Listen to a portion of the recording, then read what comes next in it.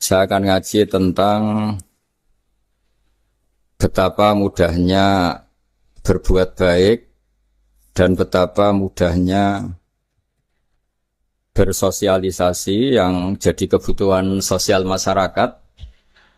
Kemudian di saat yang sama sebagai kebaikan menurut Islam. Ini saya baca kitab yang sangat otoritatif, yaitu kitab Sahih Muslim, di mana kita tahu dalam Islam pegangan ahli sunnah wal jamaah juga pegangan ulama seluruh dunia adalah Al-Kutubus Sittah, kitab 6 diantaranya yang hadis Bukhari Muslim.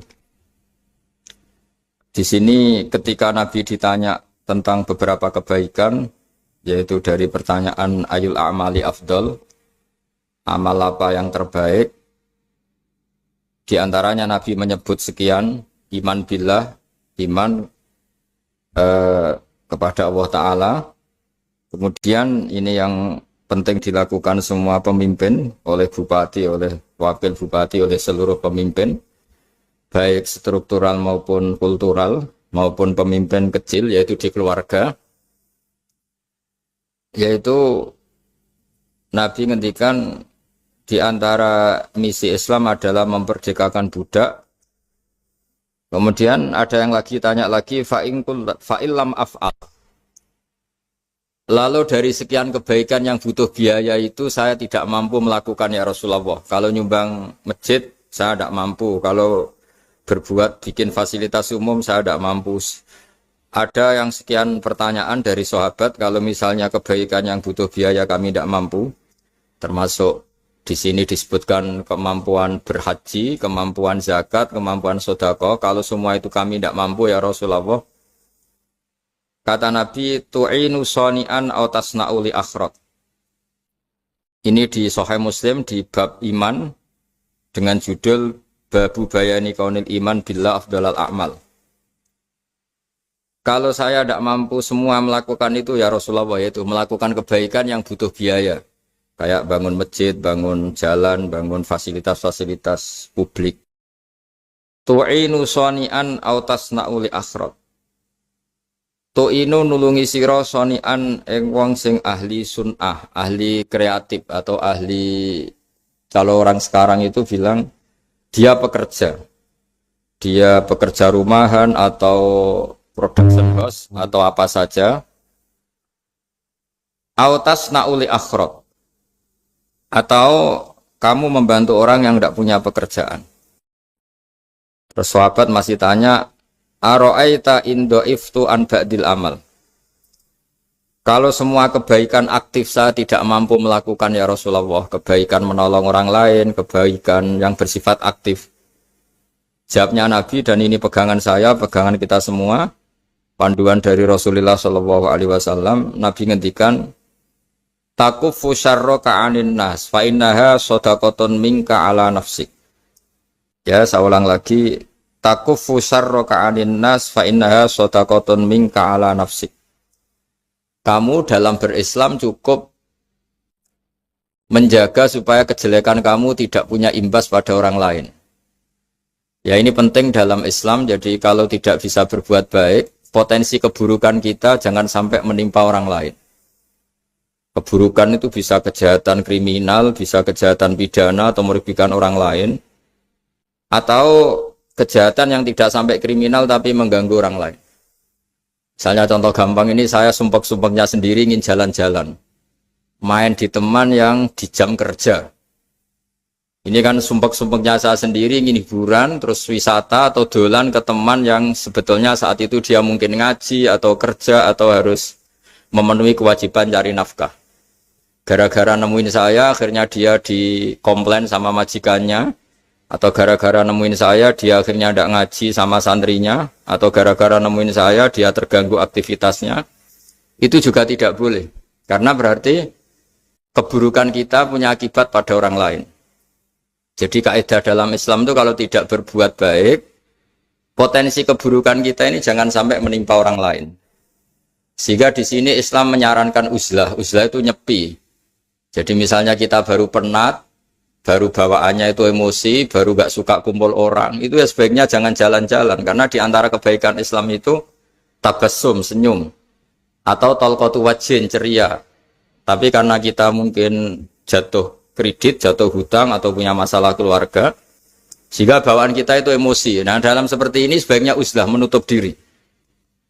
Sehingga kata Rasulullah SAW dalam zaman akhir di antara kebaikan itu kamu meninggalkan manusia aktivitasnya, kemudian watadaun nas min syarrik, kamu meninggalkan manusia supaya enggak kena keburukan kamu.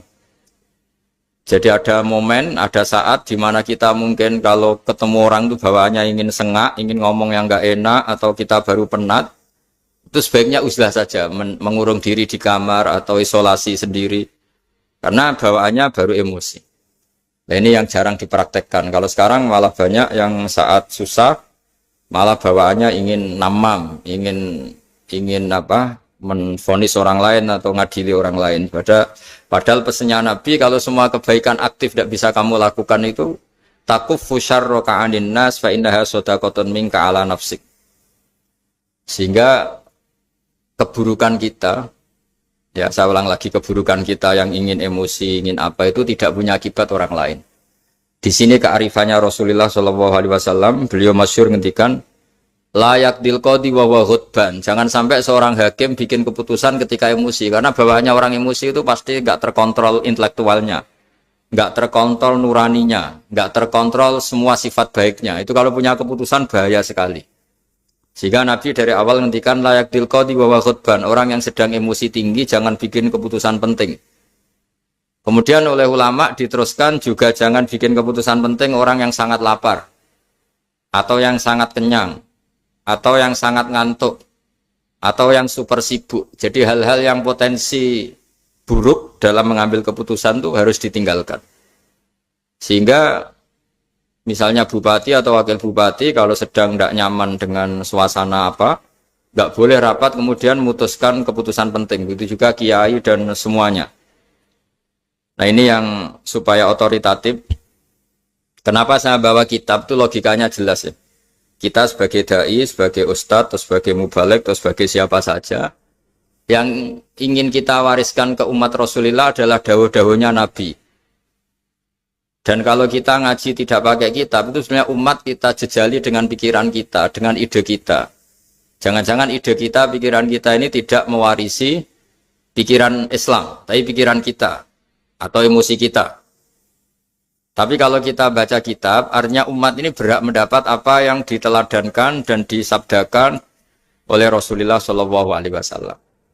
Tapi kalau kita, itu pasti inginnya itu kita.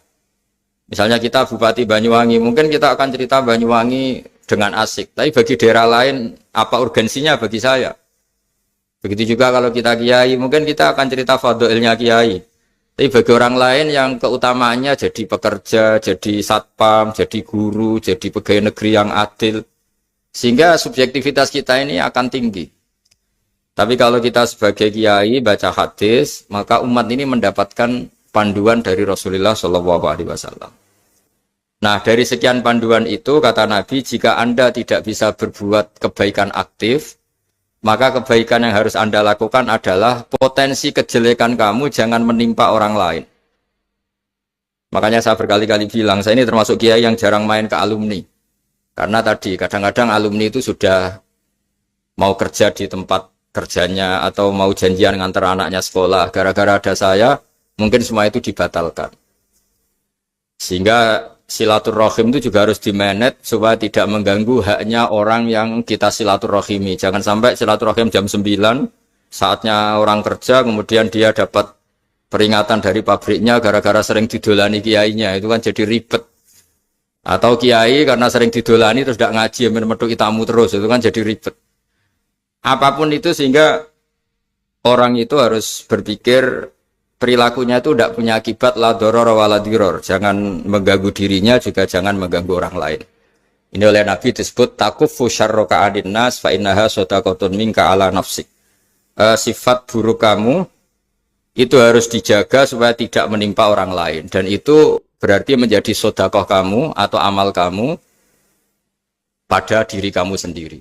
Jadi ini penting dimaklumatkan ke semua kita bahwa saat kita tidak bisa berbuat baik aktif, misalnya nggak bisa sedekah, nggak bisa menolong orang, setidaknya keburukan kita tidak menimpa orang lain. Nah, termasuk keburukan yang terselubung adalah kita punya pikiran yang menurut kita ini hebat, tapi bagi orang lain mungkin bahaya. Misalnya kita punya pikiran ingin jadi orang kaya raya yang dermawan. Itu artinya kan pikiran baik karena ingin jadi dermawan. Tapi artinya bayangkan orang lain tuh miskin semua butuh derma kamu. Mana mau orang lain kamu bayangkan miskin butuh derma kamu. Orang lain juga bayangkan dirinya kaya gak butuh derma kamu. Itu namanya kebaikan yang subjektif. Kamu ingin jadi kiai yang ngajarin orang banyak. Oke, itu baik. Tapi kan berarti kamu bayangkan orang lain gak bisa ngaji terus kamu saja yang bisa ngaji sehingga kamu yang ngajarin. Ya sudahlah, kebaikan itu udah usah muluk-muluk seperti itu. Jadi apa yang ditakdirkan kita jadi bupati ya jadi yang baik, menolong pekerja-pekerja yang baik. Saya kemarin diceritain banyak oleh Mas Anas aktivitas Pemda Banyuwangi yang menolong banyak orang, juga masyarakat juga saling menolong dan seterusnya dan terusnya. Jadi ini jelas maksud saya supaya bupati dan semuanya pemimpin melakukan kebaikan itu berdasar panduan dari Rasulullah SAW, di mana di antara aturan yang dianjurkan beliau adalah aktivitas kita sebagai manusia adalah tu'inu soni'an au tasna'uli akhrat. Ya, saya ulang lagi, saya ulang teks hadisnya secara lengkap supaya dapat berkahnya Rasulullah SAW. Ada beberapa pertanyaan dari sahabat, ya Rasulullah, jika saya tidak bisa berbuat baik yang berbiaya atau tidak bisa berbuat baik yang aktif, apa yang saya harus lakukan? Nabi ngendikan tu'inu shani'an au tasna'uli asra. Kamu membantu orang yang bekerja atau kreatif, orang-orang yang kreatif atau pekerja apa saja kamu bantu dan bantu orang yang tidak punya pekerjaan. Terus ditanya lagi, qultu ya Rasulullah ara'aita in dha'iftu an ba'dil amal. Bagaimana kalau itu pun saya tidak bisa ya Rasulullah? Terus Nabi ngendikan tafuqifu syarraka anin nas fa innaha shadaqatun minka ala nafsik. Yang penting keburukan kamu tidak menimpa ke orang lain dan itu bagian dari sedekah kamu. Nah, perlu saya ingatkan ke semua kita lah. Makanya pentingnya membaca umat Islam dengan ilmu usul fikih. Saya berkali-kali bilang, jika ada seseorang tidur, itu jangan kamu baca sebagai tidur yang meninggalkan tahajud, meninggalkan sholat qiyamul lail, meninggalkan wiridan di malam hari. Tapi juga bacalah saat itu dia tidak dugem, tidak maksiat, tidak narkoba. Sehingga barokahnya ilmu itu ada respek pada umat Islam yang tidur. Karena tidur itu juga ada fungsi meninggalkan sekian maksiat, sekian kriminalitas. Tapi kalau kita kulino tidak baca dengan ilmu, maka melihat orang tidur itu ya kayak meninggalkan tahajud, meninggalkan wiridan, meninggalkan qiyamul lail. Sehingga bawaannya kita ini akan kurang respek. Tapi kalau kita membacanya dengan ilmu, orang yang tidur di malam hari, maksudnya ya sudah sholat isya, itu ada sekian potensi maksiat yang dia tinggalkan. Dia tidak merasani orang, tidak adu-adu orang di medsos, dia tidak dugem, tidak meninggalkan. Pokoknya ada sekian kebaikan dalam saat tidur itu. Ini barokahnya ilmu. Tanpa ilmu kita tidak bisa respek seperti ini. Karena bawaannya akan, oh ini malam-malam tidak tahajud, tidak wiridan, tidak apa. Tapi kalau kita dengan ilmu, itu akan membaca dengan tidur, artinya orang tidak maksiat, tidak dugem, tidak ngerasain orang, tidak ngata-ngatain orang. Nah di sini Sadaqallahul Azim ketika ngendikan wa min ayatihi manamukum billaili wan nahar. Termasuk ayat Allah itu orang tidur. Maksudnya tidur yang dengan dimaknai positif tadi, bisa istirahat, bisa meninggalkan maksiat, bisa apa-apa. Nah ini di sini hebatnya Rasulullah SAW ketika beliau memandu kebaikan. Di antara kebaikan itu apa? Takufu syarroka anin nas fa innaha shadaqatun minka ala nafsik. Kamu, potensi buruk kamu atau keburukan kamu jangan sampai menimpa pada manusia, pada orang lain. Dan itu bagian dari sedekah kamu. Ya, saya mohon maaf sama Bu Bupati, sama semua Pemda, sama Wakil Bupati karena saya tidak bisa lama-lama. Saya punya wadifah. Tadi ini pun sudah ngurting ngaji saya karena saya harus ikut ngaji di sini. Dan mari sama-sama berdoa. Al-Fatihah. Jadi status gambaan ini kita mantapkan dulu. Jangan ada status lain kita di depan Allah kecuali status kehambaan. Saya punya analogi dan itu saya ulang-ulang karena di antara ciri Quran itu mengulang-ulang sesuatu yang harus jadi pegangan. Saya ulang lagi, di antara ciri Quran itu mengulang-ulang sesuatu yang jadi pegangan. Jika kita belajar ilmu fisika atau ilmu apa saja, maka kita akan bicara materi sesuai statusnya. Jadi kita harus latihan untuk iman kepada Allah. Saya tanpa mengurangi rasa hormat, saya memberi contoh begini ya. Ini jam, materinya dari besi. Ini kertas, materinya ya kertas. Tentu secara fisik, orang akan bilang jam ini lebih kuat timbang kertas. Dan itu pasti dibenarkan dari segi materi. Tapi kalau Anda beragama dan Anda tahu bahwa pengendali alam raya ini Allah Ta'ala, maka kamu akan bilang, terserah Gus Baha. Gitu. Bisa saja jam ini saya punya niat saya hancurkan, kertas yang lemah ini saya simpan. Sehingga jam tangan ini 5 menit lagi saya hancurkan sehingga benar-benar rusak. Sementara kertas ini saya simpan sampai bertahun-tahun awet. Nah, kira-kira seperti itulah ilmu manusia. Sesuatu yang kita sangka kuat, ternyata Allah punya rencana menghancurkan itu. Dan yang kita sangka lemah, ternyata Allah punya rencana untuk mengabadikan itu. Nah, di sini pentingnya iman, lahu maqalidus samawati wal ardh. Hanya Allah yang mengendalikan semua. Jadi jangan mentang-mentang kita punya ilmu bahwa materi besi itu lebih kuat timbang kertas, terus kita pastikan bahwa besi lebih awet ketimbang kertas. Kita sisakan satu keyakinan, terserah Allah, terserah pengendalinya. Nah itu agama, bilang terserah pengendalinya itu agama. Ya mungkin tadi aja problem sinyal, saya ulang lagi.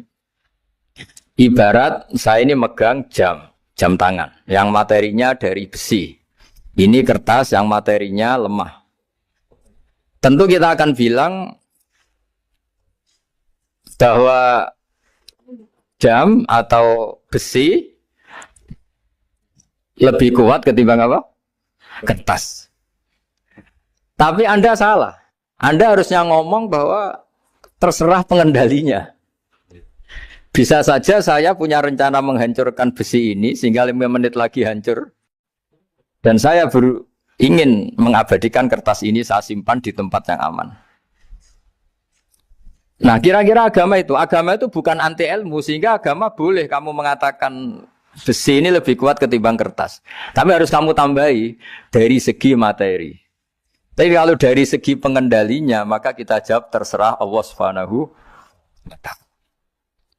Nah ini di sini pentingnya beragama. Jadi meskipun Mars tuh kayak apa kuatnya, bumi, gunung kayak apa kuatnya. Ternyata gunung yang kita kira kuat, ternyata nyimpan magma yang potensi meledak.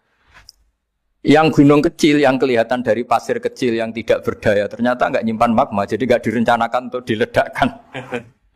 Itu, nah, agama itu seperti itu, yang disebut di surat Yasin, misalnya Allah itu siapa? Biyadihi malakutu kulli, yang dalam kendalinya itu semuanya di alam raya ini. Sehingga di kehidupan nyata juga sama. Ada orang yang nekuni ilmu ekonomi, tapi miskinnya Masya Allah. Ada yang gobloknya Masya Allah tapi kaya. Ada kiai yang punya doa banyak, hidupnya biasa. Yang nggak punya doa kaya. Itu saya pernah baca di sebuah hadis qudsi. Ada riwayat begini.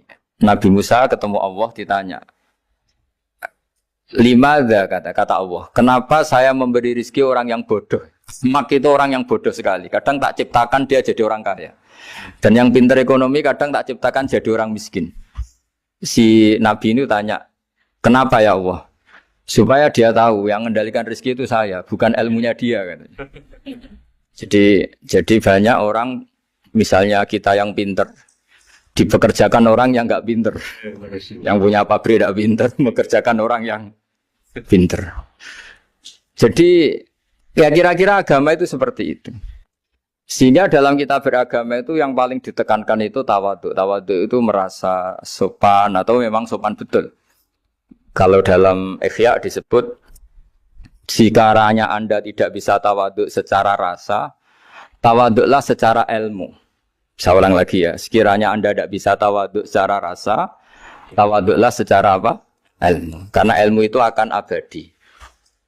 Saya beri contoh begini. Saya ini kan misalnya kiai di kampung saya atau di kecamatan saya. Saya mungkin bisa merasa hebat karena saya tokoh di sini. Tapi pastikan sebelum ada saya yang bernama Baha ini, agama sudah jalan. Dan di daerah lain yang nggak kenal saya juga agama sudah jalan. Betapa tidak pentingnya saya di kawasan-kawasan yang nggak butuh saya atau di era yang sebelum ada saya. Nah dengan ilmu seperti itu orang pasti tawaduk karena dia tahu daerah yang nggak ada saya ternyata ya ada masjid, ada agama. Periode yang sebelum ada saya juga agama jalan. Sehingga kita tidak kumo luhur, wah kalau nggak ada saya agama nggak jalan. Zaman Wali Songo tidak ada saya agama ya jalan. Ekonomi juga gitu. Kalau Anda pakar ekonomi yang mensejahterakan rakyat, cara tawaduk itu kalau nggak bisa dengan rasa, dengan ilmu. Sebelum ada kamu banyak orang kaya, banyak orang yang nggak kenal kamu juga kaya. Banyak periode yang saat itu udah ada Anda juga kaya. Berarti Anda ini tidak siapa-siapa. Makanya saya pernah didatangin seorang profesor. Ini kisah nyata. Gus, sebetulnya saya dengan bapak saya itu pinter mana. Bapak saya itu tidak tamat SD. Tapi saya bisa profesor. Saya ini profesor. Anak saya naik kelas saja sudah senangnya bukan main. Setidaknya ini orang bodoh bisa menciptakan orang pinter. Yang orang pinter kesulitan menciptakan orang pinter lagi. Nah, kalau kita tidak bisa tawaduk secara rasa, tawaduklah secara ilmu. Ikhlas juga gitu, saya sering ngajarkan ikhlas di beberapa kesempatan ngaji. Kalau Anda tidak bisa ikhlas secara rasa, ikhlaslah secara ilmu. Pasti bisa, bukan mungkin bisa, pasti bisa. Secara ilmu. Makanya di Quran disebut fa'lam annahu la ilaha illallah. Ilmu, fa'lam itu dari kata ilmu. Saya beri contoh, saya mulai kecil sampai sekarang. Sekarang saya sekitar umur 50 tahun. Mulai kecil sampai sekarang itu ya bilang kalau kertas ini putih. Itu ya ada yang gaji, ada yang bayar. Tapi saya selalu bilang kertas ini putih. Yang hitam ya saya katakan hitam, yang merah saya katakan merah. Kenapa? Karena itu fakta. Saya ulang lagi, karena itu fakta. Sehingga saya untuk mengatakan putih tidak perlu ada yang bayar. Sehingga ketika kita latihan sholat, latihan ibadah, dan mengakui Allah itu sebagai Tuhan kita akan malu. Loh, faktanya Allah itu kan Tuhan. Mau mengatakan fakta kok minta upah ini gimana? Kita mengatakan Allah Tuhan itu sama dengan mengatakan kertas ini putih. Sama-sama itu fakta. Sama seperti saya mengatakan Pak Jokowi itu presiden kami. Itu kan fakta. Masa nunggu kalau dikasih BLT katakan presiden. Kalau enggak ya enggak. Itu kan ribet jadi. Pak Manut misalnya rektor UGM. Mbok saya enggak digaji di sana atau enggak kerja di sana bilang kalau beliau itu rektor. Pak Ganjar gubernur Jawa Tengah. Mbok saya dikenal apa enggak ya beliau tetap gubernur. Lama sekali kita mengatakan fakta itu ikhlas. Ikhlas itu artinya enggak minta apa-apa. Karena kita ingin ngomong sesuai fakta. Nah Allah Tuhan itu fakta. Gitu. Nah kenapa untuk mengatakan Allah Tuhan nunggu? Dah saya ini Tuhan kamu. Ya nunggu dulu Gusti. Kalau engkau masukkan kami ke surga, engkau Tuhan. Kalau enggak ya enggak jadi. Itu enggak bisa seperti itu. Ya Allah tetap Tuhan. Nah kalau Anda tidak bisa ikhlas secara rasa, ikhlaslah secara ilmu. Ilmu ya tadi kita akan selalu bilang yang putih, putih, yang hitam, hitam. Makanya ini pentingnya ilmu. Tawaduk juga gitu. Kalau Anda ditakdir orang yang GR, yang gede rumongso, ditakdir orang yang kumo luhur, secara rasa bisa dilawan secara ilmu. Ada periode di mana sebelum ada kita yang kaya ya banyak, yang dapat hidayat ya banyak, yang terpelajar ya banyak. Ada daerah yang nggak kenal kita, nyatanya pendidikan di situ jalan, sistem sosial baik. Betapa tidak pentingnya kita. Nah ini nanti memaksa kita atau melatih kita untuk tawaduk. Nah dari hikmah ilmu itu kemudian kita minta maaf sama orang lain itu mudah. Karena kita sadar bahwa adanya kita ini problem. Saya sering digojlok orang-orang kaya. Orang-orang kaya itu ya kadang agak kurang ajar tapi nggak bisa dibantah. Begini, pernah tanya saya gini, Gus, saya ini punya mobil mahal, harganya 2 miliar. Kayaknya yang berhak pakai jalan raya saya kan. Bisa, bayarnya pajak saya mahal. Sehingga kayaknya paling pantas saya. Yang naik ontel itu kan nggak bayar pajak. Harusnya nggak boleh pakai jalan gitu. Terus saya bilang, mbah-mbahnya yang naik ontel itu pejuang, bapak kamu enggak. Kamu enggak warisnya. Artinya, ada teori dalam kitab hikam itu kitab tasawuf dalam pesantren. Itu kebaikan saja di soal. Misalnya begini, kita ini bangga sebagai urip yang tertib. hidup yang tertib di kantor, di tempat-tempat pekerjaan. Tapi kalau itu semua terjadi, kalau ada kecelakaan di jalan itu nggak ada yang nolong langsung. SAR paling efektif, tim penolong paling efektif ya orang-orang nganggur itu. Orang-orang yang di jalan-jalan di perapatan itu kalau ada kecelakaan langsung nolong. Itu nanti ambulan itu yang kedua, ketiga, yang nolong pertama ya orang-orang yang nganggur-nganggur di jalan itu. Ada orang tersesat nolong. Maka ketika seorang sahabat tanya, ya Rasulullah, kalau engkau melarang kita jagongan di jalan itu kita tidak bisa. Tapi kata Nabi, ya silahkan saja, tapi adu hakot torik, kamu di jalan itu datangkan. Apa itu? Ya kamu bisa amar ma'ruf nahi mungkar. Coba kalau di terminal, di tempat publik banyak orang yang soleh, itu nanti copet ya sungkan. Yang mau jambret ya sungkan, karena yang di situ orang-orang soleh. Nanti yang enggak sholat juga sungkan, karena yang di situ banyak yang sholat. Jadi kenyamanan orang pergi jauh di tempat-tempat sepi itu ya barokahnya orang-orang nganggur terus ngaji, wah nengkono masih rame, ada orang yang di perapatan, di pertigaan. Bayangkan kalau ini orang-orang soleh, pasti itu nyaman. Karena wilayah publik dihuni orang-orang yang soleh. Tapi orang pasti bilang itu enggak tertib. Kita inginnya hidup ya tertib di kantor atau yang suka di masjid, di masjid. Tapi kalau itu terjadi, itu enggak ada tim SAR gratis yang setiap saat kalau ada orang kecelakaan nolong. Makanya dalam makalah hikam itu paling masyhur diantaranya itu, manusia itu siapa? Manusia itu mangkanat mahasinuhu masawiyah, fakih falataku masawihi masawiyah. Manusia itu orang yang saat baik saja ada salahnya, apalagi masalah. Jadi kalau kamu punya toko, lagi laris, dan saat laris itu Anda ngerumat keluarga Anda melakukan kebaikan pada keluarga Anda. Pasti ada toko lain yang termahjubkan, yang tersingkirkan. Makanya saya pernah diskusi sama kiai besar, guyonan sama saya. Kita kalau kiai besar sebaiknya kalau diundang di musala kecil datang apa enggak? Kata kiai yang satu, jangan datang Gus, itu jatahnya kiai kecil. Terus kata yang satu, datang Gus sebagai bukti tawaduk bahwa kita kiai besar pun mau diundang yang kecil. Akhirnya kita ini ya kadang datang kadang enggak, karena kadang kita enggak datang supaya jatah rezeki kiai kecil enggak terambil. Kadang ya mau datang supaya dikira tawaduk. Makanya kalau seorang profesor sering turba di bawah itu ya kasihan yang S1, SPDI itu kan nanti enggak jadi bintang kalau profesornya sering turun. Kalah terus itu. Jadi kadang-kadang itu orang itu harus berpikir secara ilmu, jangan rasa terus. Jadi itu ilmu. Jadi semua yang kebaikan yang kita lakukan itu secara ilmiah bisa diperdebatkan. Ada orang senang ngomong serius supaya bangsa ini maju. Tapi bapak saya itu pesan saya, kamu kalau ngiyai itu jangan sering ngomong serius kan. Masyarakat sudah capek mikir utang, mikir keluarga. Jadi itu sowan kiai dijak ngomong serius lagi nanti capek kan. Sehingga kiai-kiai dulu itu kalau ketemu orang ya guyon terus. Karena tahu masyarakat sudah capek. Sudah banyak yang takut tanggal kredit gitu. Sudah takut tanggal kredit, takut problem sowan kiai diancam neraka lagi itu kan ketakutan berkali-kali. Jadi makanya ini kan kebaikan itu dievaluasi karena kita tidak nabi, tidak wali. Jadi kalau kata hikam itu apa yang Anda kira baik itu ada masalah. Apalagi sedang masalah. Saya sering cerita ada orang suami istri harmonis sekali. Itu tanyakan ibunya, pasti mulai gak peduli dengan ibunya karena terlalu harmonis dengan istri. Tapi itu pasti bukan mungkin lagi. Jadi jangan tanya istrinya, tanya ibunya. Oh, jok nikah lupa saya. Ngalor ngidul sama istrinya. Tanyakan temannya. Wah itu jok nikah lupa temennya. Tapi yang baik sama teman, tanyakan istrinya. Jatah belanja untuk ngopi. Begitu terus itu. Jadi siklus sosial itu. Nah di sini pentingnya saling minta maaf. Karena dalam kebaikan kita pasti ada kesalahan. Ketika karir kita baik di pemerintahan maupun di kampus, pasti dengan sendirinya ada yang agak tersingkirkan. Meskipun itu sudah hukum alam.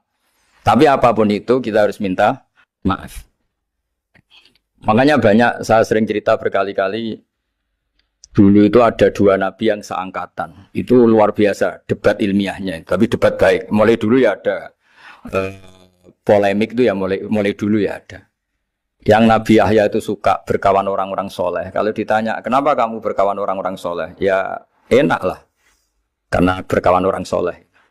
Yang Nabi Isa sering berkawan orang-orang yang enggak jelas. Ditanya, kenapa Anda suka berkawan orang-orang yang enggak jelas? Innama ana tabibun udawil mardo. Nabi dan kiai itu ibarat dokter, ya tentu menyembuhkan yang sakit. Kalau Anda seorang dokter pasti neliti daerah-daerah pandemi, masa neliti daerah sehat. Nah, jadi dulu bapak wasiat ke saya gitu, kowe nak jadi kiai kok bengkel. Jadi kiai itu kayak bengkel. Kalau nggak siap dadani orang nggak jelas ya jangan jadi kiai kan. Itu ya, tapi kan masalahnya kita sendiri solehnya pas-pasan, takut terkontaminasi.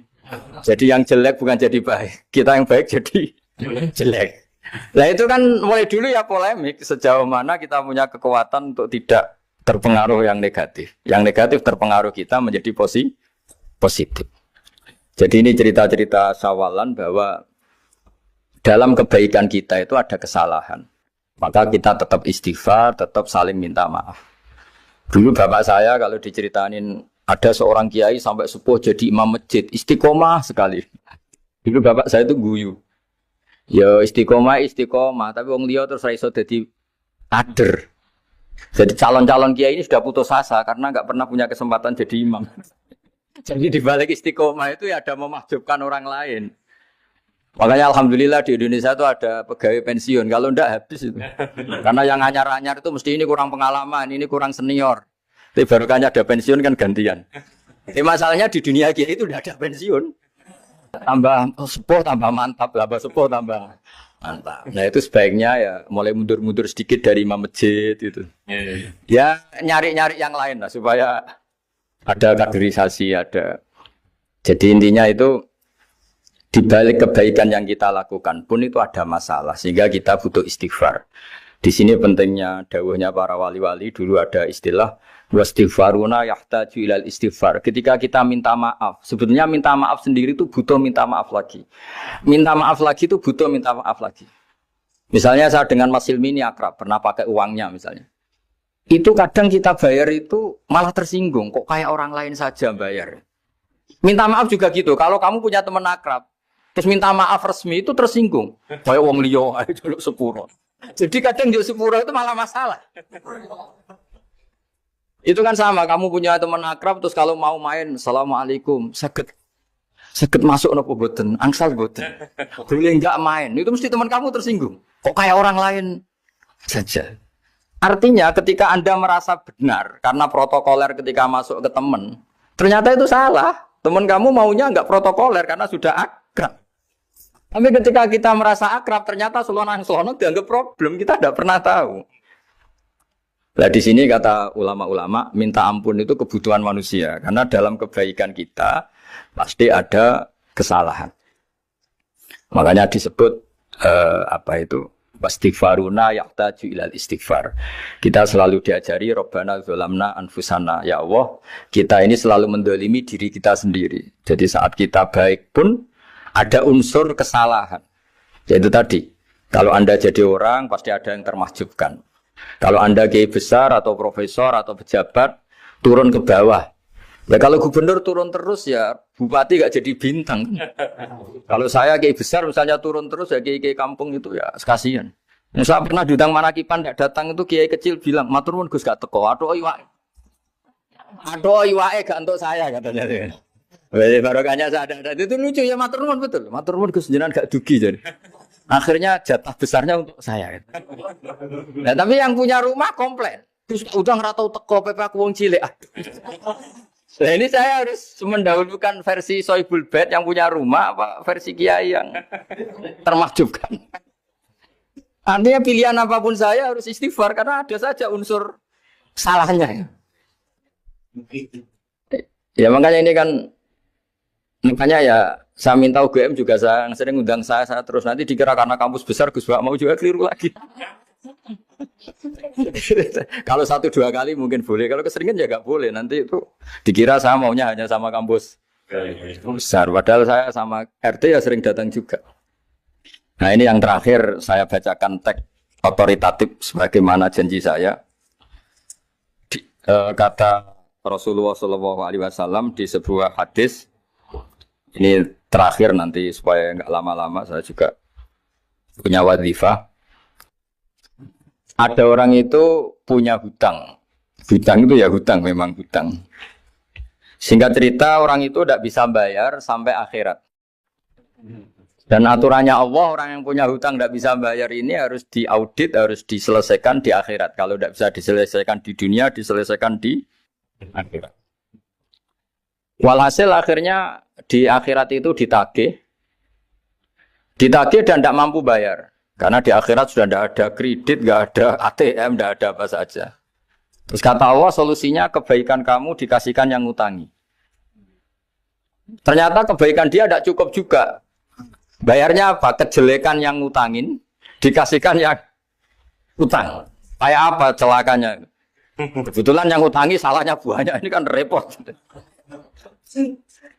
Tapi Allah itu tidak suka kalau ada orang mukmin yang satu saudara kemudian masuk neraka karena saudaranya ini. Kata Allah, jika ini masuk neraka berarti disebabkan komplain atau ketidakikhlasan temannya yang mukmin. Masa orang mukmin menyebabkan mukmin yang lain masuk neraka? Allah tidak ingin. Makanya di antara nikmatnya beragama itu ukhuwah, persaudaraan. Baik persaudaraan atas nama iman atau atas nama kebangsaan atau atas nama kemanusiaan. Akhirnya si yang ngutangi ini tadi, jangan dibahasakan kreditur, nanti kita kayak bank, yang ngutangin nanti. Ya bahasa gampangnya yang ngutangin, karena tidak semua orang ngutangnya sama bank. Sama Allah ditunjukkan satu surga yang luar biasa. Nanti tak baca teks Arabnya ya, supaya dapat berkahnya bahasa Arab. Terus saking mewahnya surga itu, si yang ngutangin tanya, ya Allah itu untuk Nabi siapa? Karena semewah itu pasti untuk kelas Nabi. Atau untuk wali siapa? Katanya, terus kata Allah, sabda Allah, untuk siapapun yang mampu membeli. Lalu siapa yang bisa membeli surga semewah itu? Kamu bisa. Terus, dengan apa ya Allah? Kamu mengampuni teman kamu itu. Kamu bebaskan dari utangnya. Nanti tak kasih surga itu. Terus, akhirnya sama Allah, kata orang itu, ya Allah saya bebaskan. Ya sudah, kamu berdua masuk surga. Karena Allah tidak ingin ada kasus aneh. Dua orang mukmin ini kan bersaudara. Masa bersaudara kemudian yang satu menjadi penyebab masuknya neraka karena ini tidak mau memaafkan. Artinya kalau kita syawalan itu harus benar-benar mau memaafkan, karena kalau tidak Anda menjadi penyebab teman kamu masuk neraka. Jadi kita janganlah jadi orang mukmin yang menjadi problem bagi saudara kita. Jadi makanya saya itu berharap ada wali utang saya terus tidak bisa bayar, karena ini masih dibela-belain Allah ini. Karena Allah nggak ikhlas kalau ada walinya masuk neraka. Jadi kalau ada wali utang kamu, itu utangin saja, doain nggak bisa nyaur, no? Nggak bisa bayar. Nanti ini akan dibela-belain Allah di akhirat. Karena wali ini nggak pantas masuk neraka. Ya, jadi kalau ada wali utang kamu mau bayar, sudah tidak usah bayar, nanti di akhirat saja. Lah yang ribet kalau yang kamu utangin dia ahli neraka, kamu nagihnya disuruh masuk neraka. Nah, itu ribet itu. Sudah utang dia ahli neraka. Ya tak baca teksnya supaya ini ada di kitab Ihya halaman 197 juz 2. Status hadisnya waqala shahihul isnad. Kata Imam Hakim hadis ini shahihul isnad. Saya baca Arabnya nanti insyaallah sebagian ya supaya kelihatan teks aslinya di bab hukukul muslim. Nama Rasulullah sallallahu alaihi wasallam jalisun izdhika hatta badat sanayahu. Nabi ketika santai-santai duduk tahu-tahu tertawa sampai gigi depannya itu kelihatan. Jadi tertawa sangat sampai gigi depannya kelihatan. Yang notabene beliau sering hanya senyum, kali ini tertawa betul sampai gigi depannya kelihatan. Faqala Umaru radhiyallahu anhu ya Rasulullah bi abi anta wa ummi mal ladzi adhakaka. Apa yang bikin kau sampai tertawa seperti itu? Qala rajulani min ummati jasaya baina yaday rabbil izzah. Dua lelaki dari umatku sama-sama sungkeman nuntut keadilan di depan Allah. Jasaya itu sungkem, apa? Duduk bersimpuh itu kalau dalam bahasa Arab itu apa? Namanya jasiyah. Faqala ahaduhuma ya rabbi khudli madlamati min hadza. Faqala wa rudda ala akhika madlamata. Qala ya rabbi lam yabqali min hasanati syai'un. Faqala wa ta'ala li talib kaifa tasna'u bi akhika wa lam yabqa lahu min hasanati syai'un. Faqala ya rabbi falyahmil anni min auzari. Kalau kebaikannya dia tidak cukup, ya salah saya supaya dilimpahkan ke dia. Terus summa fadat aina Rasulullah sallallahu alaihi wasallam bil buka. Nabi di tengah-tengah cerita itu nangis senangis-nangisnya karena habis seneng lalu nangis karena ini kan kebaikannya sudah dikasihkan habis cukup nggak cukup. Akhirnya kejelekan yang utangin ini diberikan. Makanya kalau kamu ingin masuk surga, utangi orang-orang soleh sebanyak-banyaknya. Dan doain nggak bisa apa? Nyaur. Tapi tak jamin orang soleh itu nggak suka utang. Karena hidupnya sederhana ini. Kayaknya saya tidak akan utang Mas Ilmi itu. Karena orang soleh itu hidupnya sederhana, pasti tidak butuh. Kalaupun utang paling ya untuk makan, kan gampang nyaurnya apa? Terus kata Rasulullah, faqala inna dzalika layaumun azimun yauma yahtadun nasu fihi ila ayuhmala anhum min auzarihim. Terus fayaqulu Allah ta'ala lil mutadzallim irfa' basarak. Coba kamu lihat yang di sana itu ada apa?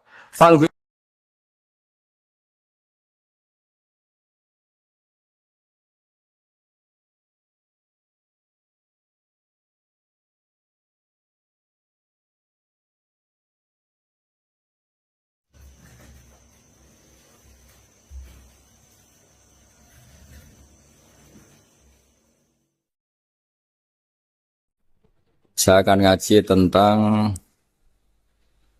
betapa mudahnya berbuat baik dan betapa mudahnya bersosialisasi yang jadi kebutuhan sosial masyarakat. Kemudian di saat yang sama sebagai kebaikan menurut Islam. Ini saya baca kitab yang sangat otoritatif, yaitu kitab Sahih Muslim, di mana kita tahu dalam Islam, pegangan ahli sunnah wal jamaah, juga pegangan ulama seluruh dunia adalah Al-Kutubus Sittah, kitab 6, diantaranya yang hadis Bukhari Muslim. Di sini ketika Nabi ditanya tentang beberapa kebaikan, yaitu dari pertanyaan Ayul A'mali Afdol, amal apa yang terbaik? Di antaranya Nabi menyebut sekian, iman billah, iman kepada Allah Ta'ala. Kemudian ini yang penting dilakukan semua pemimpin, oleh bupati, oleh wakil bupati, oleh seluruh pemimpin, baik struktural maupun kultural, maupun pemimpin kecil, yaitu di keluarga. Yaitu Nabi ngendikan di antara misi Islam adalah memperdekakan budak. Kemudian ada yang lagi tanya lagi, fa'illam af'al. Lalu dari sekian kebaikan yang butuh biaya itu saya tidak mampu melakukan ya Rasulullah. Kalau nyumbang masjid saya tidak mampu. Kalau berbuat bikin fasilitas umum saya tidak mampu. Ada yang sekian pertanyaan dari sahabat, kalau misalnya kebaikan yang butuh biaya kami tidak mampu, termasuk di sini disebutkan kemampuan berhaji, kemampuan zakat, kemampuan sedekah. Kalau semua itu kami tidak mampu ya Rasulullah. Kata Nabi, tu'inu soni'an aw tasna'u li akhirat. Ini di Sahih Muslim di bab iman dengan judul Babu Bayani Kaunil Iman Billah Afdalal A'mal. Kalau saya tidak mampu semua melakukan itu ya Rasulullah, yaitu melakukan kebaikan yang butuh biaya. Kayak bangun masjid, bangun jalan, bangun fasilitas-fasilitas publik. Tu'inu soni'an aw tasna'u li akhirat. Tu'inu nulungi sira soni'an ing wong sing ahli sun'ah, ahli kreatif atau ahli, kalau orang sekarang itu bilang dia pekerja. Dia pekerja rumahan atau production house atau apa saja. Aw tasna'u li akhirat.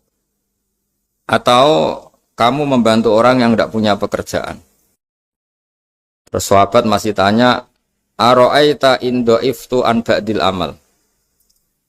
Kalau semua kebaikan aktif saya tidak mampu melakukan ya Rasulullah, kebaikan menolong orang lain, kebaikan yang bersifat aktif. Jawabnya Nabi, dan ini pegangan saya, pegangan kita semua, panduan dari Rasulullah SAW, Nabi ngendikan, takufu syarroka anin nas fa innaha sodakotun minka ala nafsik. Ya, saya ulang lagi, takufu syarroka anin nas fa innaha sodakotun minka ala nafsik. Kamu dalam berislam cukup menjaga supaya kejelekan kamu tidak punya imbas pada orang lain. Ya ini penting dalam Islam, jadi kalau tidak bisa berbuat baik, potensi keburukan kita jangan sampai menimpa orang lain. Keburukan itu bisa kejahatan kriminal, bisa kejahatan pidana atau merugikan orang lain, atau kejahatan yang tidak sampai kriminal tapi mengganggu orang lain. Misalnya contoh gampang ini, saya sumpek-sumpeknya sendiri ingin jalan-jalan, main di teman yang di jam kerja. Ini kan sumpek-sumpeknya saya sendiri ingin hiburan, terus wisata atau dolan ke teman yang sebetulnya saat itu dia mungkin ngaji atau kerja atau harus memenuhi kewajiban cari nafkah. Gara-gara nemuin saya, akhirnya dia dikomplain sama majikannya, atau gara-gara nemuin saya, dia akhirnya tidak ngaji sama santrinya, atau gara-gara nemuin saya, dia terganggu aktivitasnya. Itu juga tidak boleh, karena berarti keburukan kita punya akibat pada orang lain. Jadi kaidah dalam Islam itu kalau tidak berbuat baik, potensi keburukan kita ini jangan sampai menimpa orang lain. Sehingga di sini Islam menyarankan uzlah. Uzlah itu nyepi. Jadi misalnya kita baru penat, baru bawaannya itu emosi, baru gak suka kumpul orang, itu ya sebaiknya jangan jalan-jalan. Karena di antara kebaikan Islam itu tabassum, senyum, atau talqatu wajhin, ceria.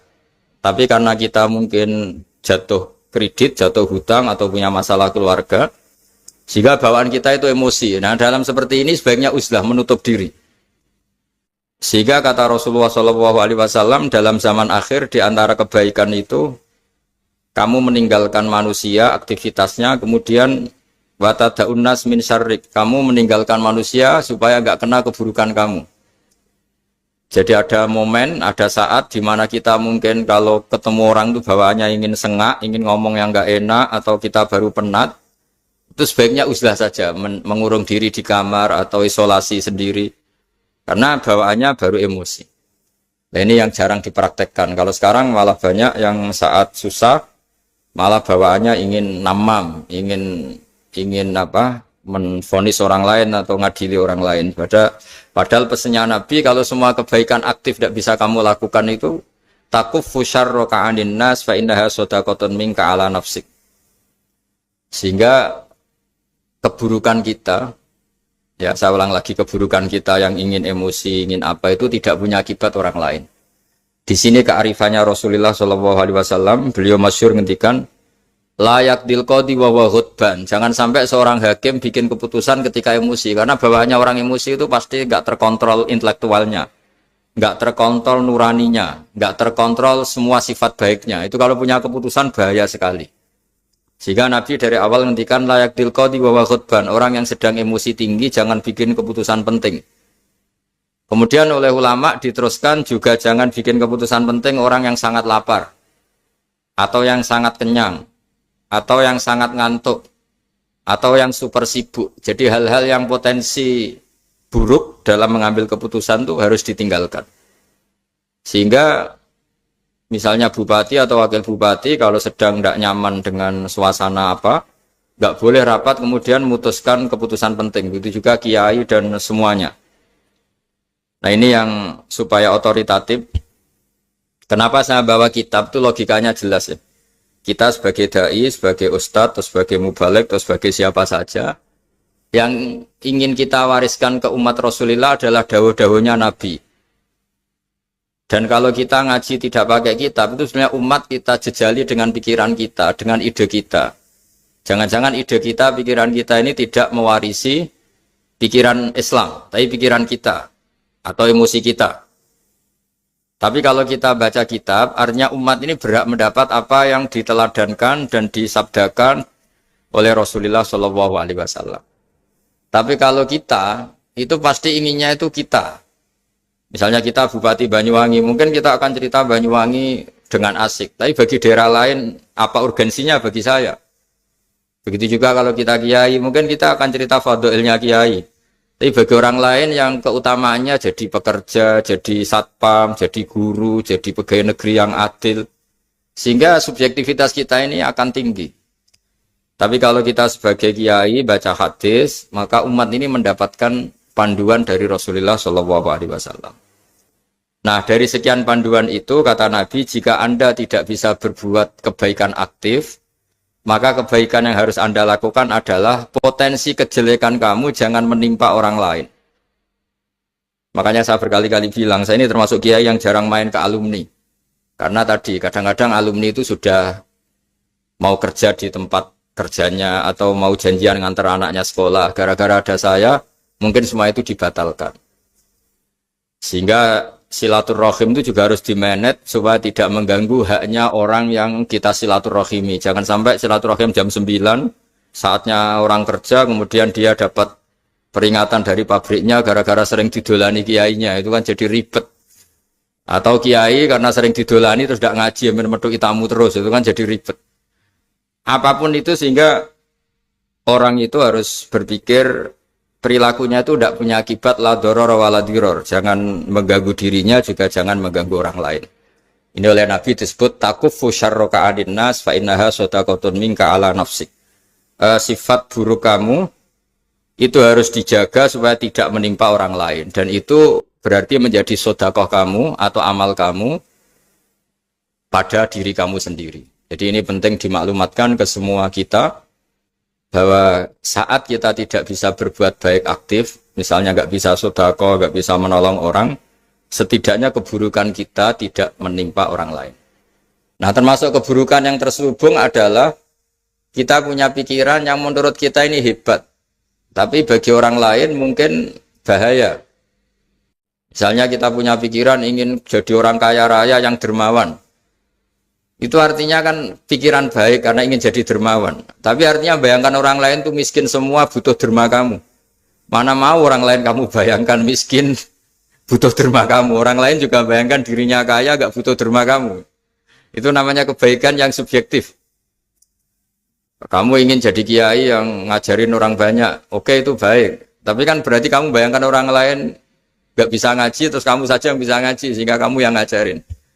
Ya sudahlah, kebaikan itu udah usah muluk-muluk seperti itu. Jadi apa yang ditakdirkan kita jadi bupati ya jadi yang baik, menolong pekerja-pekerja yang baik. Saya kemarin diceritain banyak oleh Mas Anas aktivitas Pemda Banyuwangi yang menolong banyak orang, juga masyarakat juga saling menolong dan seterusnya dan terusnya. Jadi ini jelas maksud saya supaya bupati dan semuanya pemimpin melakukan kebaikan itu berdasar panduan dari Rasulullah SAW, di mana di antara aturan yang dianjurkan beliau adalah aktivitas kita sebagai manusia adalah tu'inu soni'an au tasna'uli akhraq. Ya, saya ulang lagi. Saya ulang teks hadisnya secara lengkap supaya dapat berkahnya Rasulullah SAW. Ada beberapa pertanyaan dari sahabat, ya Rasulullah, jika saya tidak bisa berbuat baik yang berbiaya atau tidak bisa berbuat baik yang aktif, apa yang saya harus lakukan? Nabi ngendikan tu'inu shani'an aw tasna'u li asra. Kamu membantu orang yang bekerja atau kreatif, orang-orang yang kreatif atau pekerja apa saja kamu bantu dan bantu orang yang tidak punya pekerjaan. Terus ditanya lagi, qultu ya Rasulullah ara'aita in dha'iftu an ba'dil amal. Bagaimana kalau itu pun saya tidak bisa ya Rasulullah? Terus Nabi ngendikan tafuqifu syarraka anin nas fa innaha shadaqatun minka ala nafsik. Yang penting keburukan kamu tidak menimpa ke orang lain dan itu bagian dari sedekah kamu. Nah, perlu saya ingatkan ke semua kita lah. Makanya pentingnya membaca umat Islam dengan ilmu ushul fikih. Saya berkali-kali bilang, jika ada seseorang tidur, itu jangan kamu baca sebagai tidur yang meninggalkan tahajud, meninggalkan sholat qiyamul lail, meninggalkan wiridan di malam hari. Tapi juga bacalah saat itu dia tidak dugem, tidak maksiat, tidak narkoba. Sehingga barokahnya ilmu itu ada respek pada umat Islam yang tidur. Karena tidur itu juga ada fungsi meninggalkan sekian maksiat, sekian kriminalitas. Tapi kalau kita kulino tidak baca dengan ilmu, maka melihat orang tidur itu ya kayak meninggalkan tahajud, meninggalkan wiridan, meninggalkan qiyamul lail. Sehingga bawaannya kita ini akan kurang respek. Tapi kalau kita membacanya dengan ilmu, orang yang tidur di malam hari, maksudnya ya sudah sholat isya, itu ada sekian potensi maksiat yang dia tinggalkan. Dia tidak ngerasani orang, tidak adu-adu orang di medsos, dia tidak dugem, tidak meninggalkan Pokoknya ada sekian kebaikan dalam saat tidur itu. Ini barokahnya ilmu. Tanpa ilmu kita tidak bisa respect seperti ini. Karena bawaannya akan, oh ini malam-malam tidak tahajud, tidak wiridan, tidak apa. Tapi kalau kita dengan ilmu, itu akan membaca dengan tidur, artinya orang tidak maksiat, tidak dugem, tidak ngerasain orang, tidak ngata-ngatain orang. Nah di sini sadaqallahul azim ketika ngendikan wa min ayatihi manamukum billaili wan nahar. Termasuk ayat Allah itu orang tidur. Maksudnya tidur yang dengan dimaknai positif tadi, bisa istirahat, bisa meninggalkan maksiat, bisa apa-apa. Nah ini di sini hebatnya Rasulullah SAW ketika beliau memandu kebaikan, di antara kebaikan itu apa? Takufu syarroka anin nas fa innaha sadaqatun minka ala nafsik. Kamu, potensi buruk kamu atau keburukan kamu jangan sampai menimpa pada manusia, pada orang lain. Dan itu bagian dari sedekah kamu. Ya, saya mohon maaf sama Bu Bupati, sama semua Pemda, sama Wakil Bupati karena saya tidak bisa lama-lama. Saya punya wadifah. Tadi ini pun sudah ngurting ngaji saya karena saya harus ikut ngaji di sini. Dan mari sama-sama berdoa. Al-Fatihah. Jadi status kehambaan ini kita mantapkan dulu. Jangan ada status lain kita di depan Allah kecuali status kehambaan. Saya punya analogi dan itu saya ulang-ulang karena di antara ciri Quran itu mengulang-ulang sesuatu yang harus jadi pegangan. Saya ulang lagi, di antara ciri Quran itu mengulang-ulang sesuatu yang jadi pegangan. Jika kita belajar ilmu fisika atau ilmu apa saja, maka kita akan bicara materi sesuai statusnya. Jadi kita harus latihan untuk iman kepada Allah. Saya tanpa mengurangi rasa hormat, saya memberi contoh begini ya. Ini jam, materinya dari besi. Ini kertas, materinya ya kertas. Tentu secara fisik, orang akan bilang jam ini lebih kuat timbang kertas. Dan itu pasti dibenarkan dari segi materi. Tapi kalau Anda beragama dan Anda tahu bahwa pengendali alam raya ini Allah Ta'ala, maka kamu akan bilang, terserah Gus Baha. Gitu. Bisa saja jam ini saya punya niat saya hancurkan, kertas yang lemah ini saya simpan. Sehingga jam tangan ini 5 menit lagi saya hancurkan sehingga benar-benar rusak. Sementara kertas ini saya simpan sampai bertahun-tahun awet. Nah, kira-kira seperti itulah ilmu manusia. Sesuatu yang kita sangka kuat, ternyata Allah punya rencana menghancurkan itu. Dan yang kita sangka lemah, ternyata Allah punya rencana untuk mengabadikan itu. Nah, di sini pentingnya iman lahu maqalidus samawati wal ardh. Hanya Allah yang mengendalikan semua. Jadi jangan mentang-mentang kita punya ilmu bahwa materi besi itu lebih kuat timbang kertas, terus kita pastikan bahwa besi lebih awet ketimbang kertas. Kita sisakan satu keyakinan, terserah Allah, terserah pengendalinya. Nah itu agama, bilang terserah pengendalinya itu agama. Ya mungkin tadi aja problem sinyal, saya ulang lagi. Ibarat saya ini megang jam tangan, yang materinya dari besi. Ini kertas yang materinya lemah. Tentu kita akan bilang bahwa jam atau besi lebih kuat ketimbang apa? Kertas. Tapi Anda salah.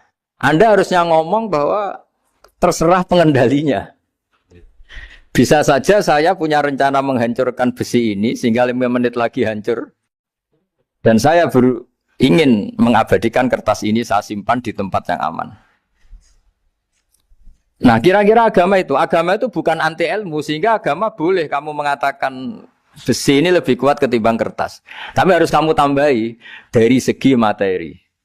Tapi kalau dari segi pengendalinya maka kita jawab terserah Allah Subhanahu wa ta'ala. Nah ini di sini pentingnya beragama. Jadi meskipun Mars itu kayak apa kuatnya, bumi, gunung kayak apa kuatnya. Ternyata gunung yang kita kira kuat, ternyata nyimpan magma yang potensi meledak. Yang gunung kecil, yang kelihatan dari pasir kecil yang tidak berdaya, ternyata nggak nyimpan magma, jadi nggak direncanakan untuk diledakkan. Itu, nah, agama itu seperti itu, yang disebut di surat Yasin, misalnya Allah itu siapa? Biyadihi malakutu kulli, yang dalam kendalinya itu semuanya di alam raya ini. Sehingga di kehidupan nyata juga sama. Ada orang yang nekuni ilmu ekonomi, tapi miskinnya Masya Allah.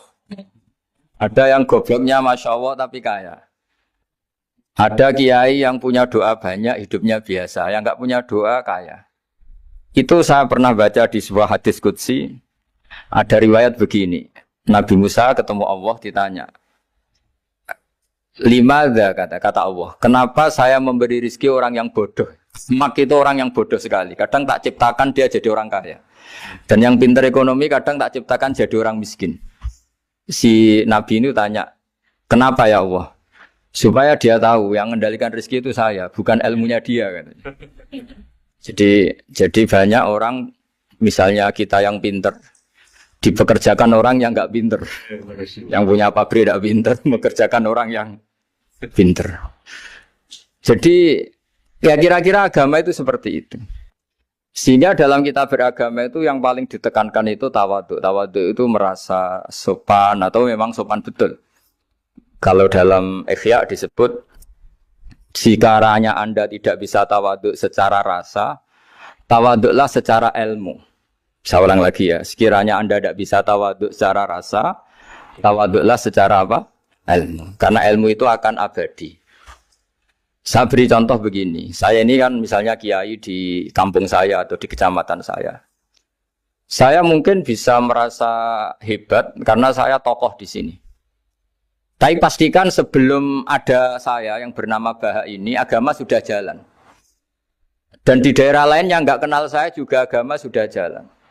Betapa tidak pentingnya saya di kawasan-kawasan yang nggak butuh saya, atau di era yang sebelum ada saya. Nah dengan ilmu seperti itu orang pasti tawadhu, karena dia tahu daerah yang nggak ada saya ternyata ya ada masjid, ada agama. Periode yang sebelum ada saya juga agama jalan. Sehingga kita tidak kumo luhur, wah kalau nggak ada saya agama nggak jalan. Zaman Wali Songo tidak ada saya agama ya jalan. Ekonomi juga gitu. Kalau Anda pakar ekonomi yang mensejahterakan rakyat, cara tawadhu itu kalau nggak bisa dengan rasa, dengan ilmu. Sebelum ada kamu banyak orang kaya, banyak orang yang nggak kenal kamu juga kaya. Banyak periode yang saat itu tidak ada Anda juga kaya. Berarti Anda ini tidak siapa-siapa. Makanya saya pernah didatangin seorang profesor, ini kisah nyata. Gus, sebetulnya saya dengan bapak saya itu pinter mana? Bapak saya itu tidak tamat SD, tapi saya bisa profesor. Saya ini profesor, anak saya naik kelas saja sudah senangnya bukan main. Setidaknya ini orang bodoh bisa menciptakan orang pinter, yang orang pinter kesulitan menciptakan orang pinter lagi. Nah, kalau kita tidak bisa tawadhu secara rasa, tawadhulah secara ilmu. Ikhlas juga gitu, saya sering ngajarkan ikhlas di beberapa kesempatan ngaji. Kalau Anda tidak bisa ikhlas secara rasa, ikhlaslah secara ilmu. Pasti bisa, bukan mungkin bisa, pasti bisa. Secara ilmu. Makanya di Quran disebut fa'lam annahu la ilaha illallah. Ilmu, fa'lam itu dari kata ilmu. Saya beri contoh, saya mulai kecil sampai sekarang. Sekarang saya sekitar umur 50 tahun. Mulai kecil sampai sekarang itu ya bilang kalau kertas ini putih. Itu ya ada yang gaji, ada yang bayar. Tapi saya selalu bilang kertas ini putih. Yang hitam ya saya katakan hitam, yang merah saya katakan merah. Kenapa? Karena itu fakta. Saya ulang lagi, karena itu fakta. Sehingga saya untuk mengatakan putih tidak perlu ada yang bayar.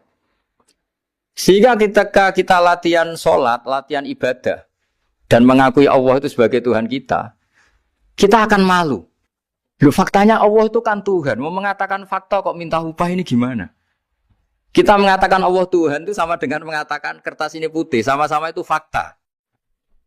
Sama seperti saya mengatakan Pak Jokowi itu presiden kami. Itu kan fakta. Masa nunggu kalau dikasih BLT katakan presiden, kalau enggak ya enggak. Itu kan ribet jadi. Pak Manut misalnya rektor UGM. Mbok saya enggak digaji di sana atau enggak kerja di sana bilang kalau beliau itu rektor. Pak Ganjar gubernur Jawa Tengah. Mbok saya dikenal apa enggak ya beliau tetap gubernur. Lama sekali kita mengatakan fakta itu ikhlas. Ikhlas itu artinya enggak minta apa-apa. Karena kita ingin ngomong sesuai fakta. Nah Allah Tuhan itu fakta gitu. Nah kenapa untuk mengatakan Allah Tuhan nunggu? Dah saya ini Tuhan kamu. Ya nunggu dulu Gusti, kalau engkau masukkan kami ke surga, engkau Tuhan. Kalau enggak ya enggak jadi. Tidak bisa seperti itu. Ya Allah tetap Tuhan. Nah kalau Anda tidak bisa ikhlas secara rasa, ikhlaslah secara ilmu. Ilmu ya tadi kita akan selalu bilang yang putih, putih, yang hitam, hitam. Makanya ini pentingnya ilmu.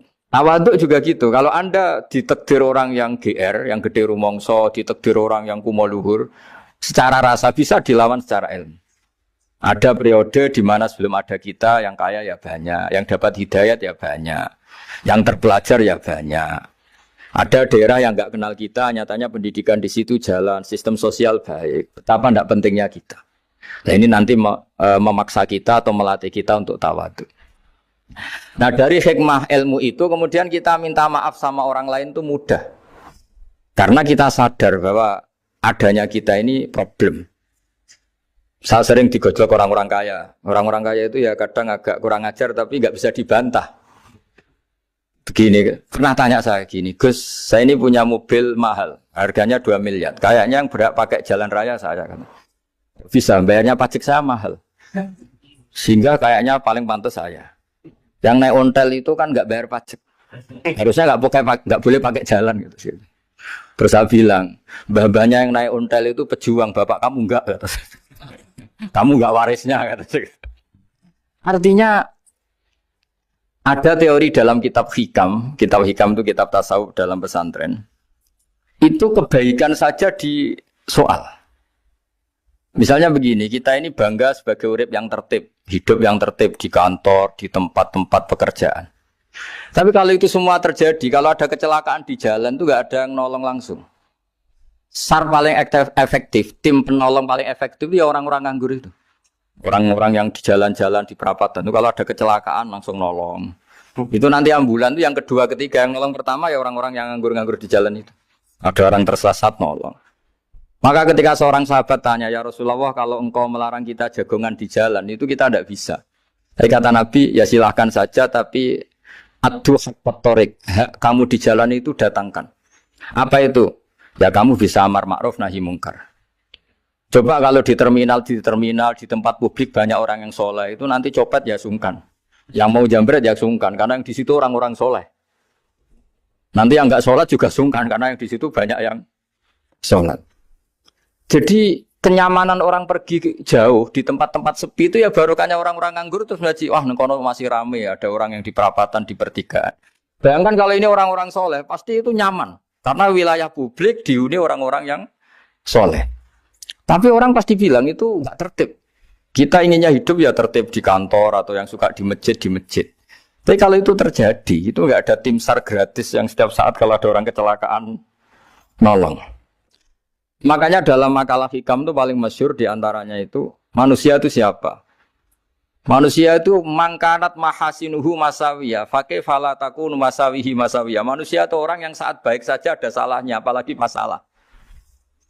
Jadi kalau kamu punya toko, lagi laris, dan saat laris itu Anda ngerumat keluarga Anda melakukan kebaikan pada keluarga Anda. Pasti ada toko lain yang termahjubkan, yang tersingkirkan. Makanya saya pernah diskusi sama kiai besar, guyonan sama saya. Kita kalau kiai besar sebaiknya kalau diundang di musola kecil datang apa enggak? Kata kiai yang satu, jangan datang Gus, itu jatahnya kiai kecil. Terus kata yang satu, datang Gus sebagai bukti tawaduk bahwa kita kiai besar pun mau diundang yang kecil. Akhirnya kita ini ya kadang datang kadang enggak, karena kadang kita enggak datang supaya jatah rezeki kiai kecil enggak terambil. Kadang yang mau datang supaya dikira tawaduk. Makanya kalau seorang profesor sering terubah di bawah itu ya kasihan yang S1, SPDI itu kan nanti enggak jadi bintang kalau profesornya sering turun. Kalah terus itu. Jadi kadang-kadang itu orang itu harus berpikir secara ilmu, jangan rasa terus. Jadi itu ilmu. Jadi semua yang kebaikan yang kita lakukan itu secara ilmiah bisa diperdebatkan. Ada orang senang ngomong serius supaya bangsa ini maju. Tapi bapak saya itu pesan saya, kamu kalau ngiyai itu jangan sering ngomong serius kan. Masyarakat sudah capek mikir utang, mikir keluarga. Jadi itu sowan kiai dijak ngomong serius lagi nanti capek kan. Sehingga kiai-kiai dulu itu kalau ketemu orang ya guyon terus. Karena tahu masyarakat sudah capek. Sudah banyak yang takut tanggal kredit gitu. Sudah takut tanggal kredit, takut problem sowan kiai diancam neraka lagi itu kan ketakutan berkali-kali. Jadi makanya ini kan kebaikan itu dievaluasi karena kita tidak nabi, tidak wali. Jadi kalau kata hikam itu apa yang Anda kira baik itu ada masalah. Apalagi sedang masalah. Saya sering cerita ada orang suami istri harmonis, harmonis sekali. Itu tanyakan ibunya, pasti mulai gak peduli dengan ibunya karena terlalu harmonis dengan istri. Tapi itu pasti bukan mungkin lagi. Jadi jangan tanya istrinya, tanya ibunya. Oh, jok nikah lupa saya, ngalor ngidul sama istrinya. Tanyakan temannya, wah itu jok nikah lupa temennya. Tapi yang baik sama teman, tanyakan istrinya, jatah belanja untuk ngopi. Begitu terus itu. Jadi siklus sosial itu. Nah, di sini pentingnya saling minta maaf karena dalam kebaikan kita pasti ada kesalahan. Ketika karir kita baik di pemerintahan maupun di kampus, pasti dengan sendirinya ada yang agak tersingkirkan. Meskipun itu sudah hukum alam. Tapi apapun itu kita harus minta maaf. Makanya banyak saya sering cerita berkali-kali. Dulu itu ada dua nabi yang seangkatan. Itu luar biasa debat ilmiahnya. Tapi debat baik. Mulai dulu ya ada polemik itu ya mulai dulu ya ada. Yang Nabi Yahya itu suka berkawan orang-orang soleh. Kalau ditanya kenapa kamu berkawan orang-orang soleh? Ya enak lah. Karena berkawan orang soleh. Yang Nabi Isa sering berkawan orang-orang yang enggak jelas. Ditanya kenapa anda suka berkawan orang-orang yang enggak jelas? Innama ana tabibun udawil mardo. Nabi dan kiai itu ibarat dokter, ya tentu menyembuhkan yang sakit. Kalau anda seorang dokter pasti neliti daerah-daerah pandemi, masa neliti daerah sehat. Nah, jadi dulu bapak wasiat ke saya gitu, kowe nak jadi kiai kok bengkel, jadi kiai itu kayak bengkel. Kalau nggak siap dadani orang nggak jelas ya jangan jadi kiai kan. Itu ya, tapi kan masalahnya kita sendiri solehnya pas-pasan, takut terkontaminasi. Jadi yang jelek bukan jadi baik, kita yang baik jadi jelek. Nah itu kan mulai dulu ya polemik sejauh mana kita punya kekuatan untuk tidak terpengaruh yang negatif. Yang negatif terpengaruh kita menjadi positif. Jadi ini cerita-cerita sawalan bahwa dalam kebaikan kita itu ada kesalahan. Maka kita tetap istighfar, tetap saling minta maaf. Dulu bapak saya kalau diceritain ada seorang kiai sampai sepuh jadi imam masjid, istiqomah sekali. Dulu bapak saya itu guyu. Ya istiqomah, tapi wong liya terus ra iso dadi kader. Jadi calon-calon kiai ini sudah putus asa karena enggak pernah punya kesempatan jadi imam. Jadi di balik istiqomah itu ya ada memahjubkan orang lain. Makanya alhamdulillah di Indonesia itu ada pegawai pensiun. Kalau enggak habis itu. Karena yang anyar-anyar itu mesti ini kurang pengalaman, ini kurang senior. Tapi barokahnya ada pensiun kan gantian. Masalahnya di dunia kiai itu udah ada pensiun. Tambah sepuh tambah mantap, tambah sepuh tambah mantap. Nah itu sebaiknya ya mulai mundur-mundur sedikit dari imam masjid itu. Ya nyari-nyari yang lain lah supaya ada kaderisasi, ada. Jadi intinya itu di balik kebaikan yang kita lakukan pun itu ada masalah sehingga kita butuh istighfar. Di sini pentingnya dawuhnya para wali-wali, dulu ada istilah wastighfaruna yahtaju ilal istighfar. Ketika kita minta maaf, sebetulnya minta maaf sendiri itu butuh minta maaf lagi. Minta maaf lagi itu butuh minta maaf lagi. Misalnya saya dengan Mas Hilmi ini akrab, pernah pakai uangnya misalnya. Itu kadang kita bayar itu malah tersinggung, kok kayak orang lain saja bayar. Minta maaf juga gitu, kalau kamu punya teman akrab, terus minta maaf resmi itu tersinggung. Kayak wong liya ae jaluk sepuro. Jadi kadang jaluk sepuro itu malah masalah. Itu kan sama, kamu punya teman akrab terus kalau mau main, assalamualaikum, sakit masuk nopo boten, angsal boten. Boleh enggak main, itu mesti teman kamu tersinggung. Kok kayak orang lain saja. Artinya ketika Anda merasa benar karena protokoler ketika masuk ke teman, ternyata itu salah. Teman kamu maunya enggak protokoler karena sudah akrab. Tapi ketika kita merasa akrab, ternyata selonang-selonang dianggap problem, kita tidak pernah tahu. Nah di sini kata ulama-ulama, minta ampun itu kebutuhan manusia. Karena dalam kebaikan kita, pasti ada kesalahan. Makanya disebut, wastighfaruna yahtaju ilal istighfar. Kita selalu diajari, Rabbana dzolamna anfusana. Ya Allah, kita ini selalu mendolimi diri kita sendiri. Jadi saat kita baik pun, ada unsur kesalahan. Yaitu tadi, kalau Anda jadi orang pasti ada yang termahjubkan. Kalau Anda kiai besar atau profesor atau pejabat turun ke bawah. Ya kalau gubernur turun terus ya bupati gak jadi bintang. Kalau saya kiai besar misalnya turun terus ya kiai kampung itu ya kasihan. Saya pernah diundang Manakipan tidak datang itu kiai kecil bilang matur nuwun Gus gak teko. Aduh iwak. Aduh, iwae gak untuk saya katanya. Barokahnya saya ada. Itu lucu ya, matur nuwun betul. Matur nuwun Gus jenengan gak dugi jadi. Akhirnya jatah besarnya untuk saya. Nah, tapi yang punya rumah komplain. Gus udah nggak tahu teko PP aku wong cilik. Nah, ini saya harus mendahulukan versi Soibul Bait yang punya rumah apa versi Kiai yang termakjubkan. Artinya pilihan apapun saya harus istighfar karena ada saja unsur salahnya. Ya makanya ini kan makanya ya saya minta UGM juga saya sering undang saya terus nanti dikira karena kampus besar Gus Bak mau juga keliru lagi. Kalau 1-2 kali mungkin boleh, kalau keseringan ya nggak boleh. Nanti itu dikira saya maunya hanya sama kampus besar, padahal saya sama RT ya sering datang juga. Nah ini yang terakhir saya bacakan teks otoritatif sebagaimana janji saya. Kata Rasulullah SAW di sebuah hadis. Ini terakhir nanti supaya nggak lama-lama saya juga punya wadhifah. Ada orang itu punya hutang. Hutang itu ya hutang, memang hutang.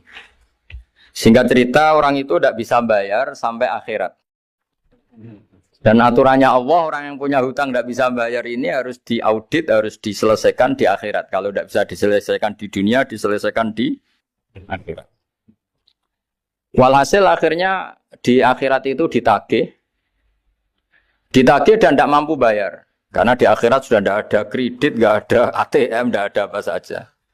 Terus kata Allah solusinya kebaikan kamu dikasihkan yang ngutangi. Ternyata kebaikan dia tidak cukup juga. Bayarnya apa? Kejelekan yang ngutangin dikasihkan yang utang. Kayak apa celakanya?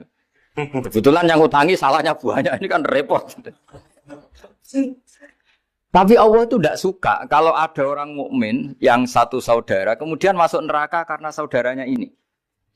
Kata Allah jika ini masuk neraka berarti disebabkan komplain atau ketidakikhlasan temannya yang mukmin. Masa orang mukmin menyebabkan mukmin yang lain masuk neraka? Allah tidak ingin. Makanya di antara nikmatnya beragama itu ukhuwah, persaudaraan. Baik persaudaraan atas nama iman atau atas nama kebangsaan atau atas nama kemanusiaan. Akhirnya si yang ngutangi ini tadi, jangan dibahasakan kreditur, nanti kita kayak bangunnya yang ngutangin nanti. Ya bahasa gampangnya yang ngutangin, karena tidak semua orang ngutangnya sama bank. Sama Allah ditunjukkan satu surga yang luar biasa. Nanti tak baca teks Arabnya ya, supaya dapat berkahnya bahasa Arab. Terus saking mewahnya surga itu, si yang ngutangin tanya, ya Allah itu untuk nabi siapa? Karena semewah itu pasti untuk kelas nabi. Atau untuk wali siapa? Katanya, terus kata Allah, sabda Allah, untuk siapapun yang mampu membeli. Lalu siapa yang bisa membeli surga semewah itu? Kamu bisa. Terus, dengan apa ya Allah? Kamu mengampuni teman kamu itu. Kamu bebaskan dari utangnya. Nanti tak kasih surga itu. Terus, akhirnya sama Allah, kata orang itu, ya Allah saya bebaskan. Ya sudah, kamu berdua masuk surga. Karena Allah tidak ingin ada kasus aneh. Dua orang mukmin ini kan bersaudara. Masa bersaudara kemudian yang satu menjadi penyebab masuknya neraka karena ini tidak mau memaafkan. Artinya kalau kita syawalan itu harus benar-benar mau memaafkan karena kalau tidak Anda menjadi penyebab teman kamu masuk neraka. Jadi kita janganlah jadi orang mukmin yang menjadi problem bagi saudara kita. Jadi makanya saya itu berharap ada wali utang saya tidak bisa bayar karena ini masih dibela-belain Allah ini. Karena Allah nggak ikhlas kalau ada walinya masuk neraka. Jadi kalau ada wali utang kamu itu utangin saja, doain nggak bisa nyaur, no? Nggak bisa bayar. Nanti ini akan dibela-belain Allah di akhirat. Karena wali ini nggak pantas masuk neraka. Ya, jadi kalau ada wali utang kamu mau bayar sudah Anda tidak usah bayar, nanti di akhirat saja. Lah yang ribet kalau yang kamu utangin dia ahli neraka, kamu nagihnya disuruh masuk neraka. Nah, itu ribet itu. Sudah utang dia ahli neraka.